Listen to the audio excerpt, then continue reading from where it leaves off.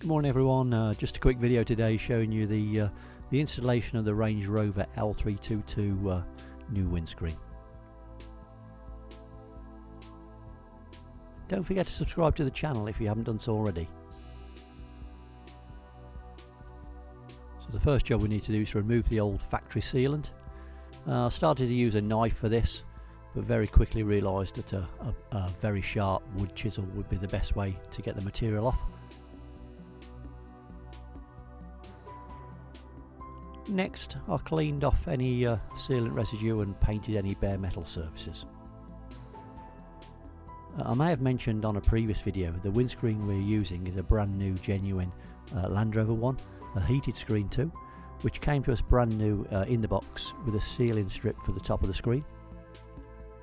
I had originally intended to remove the windscreen scuttle panel, but the alloy pieces were very tight on the windscreen wiper spindles.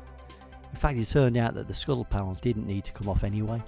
I could lift up it enough to apply paint and the new windscreen sealant. The new seal is placed on, ensuring it's perfectly centred.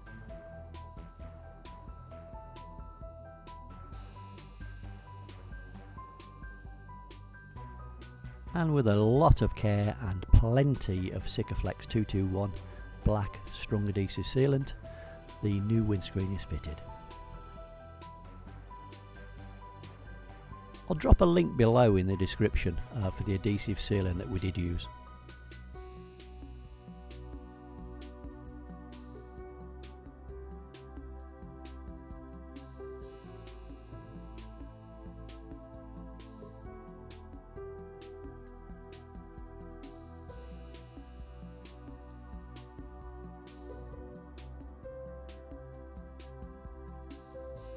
Thanks for watching everyone, take care and we'll see you soon.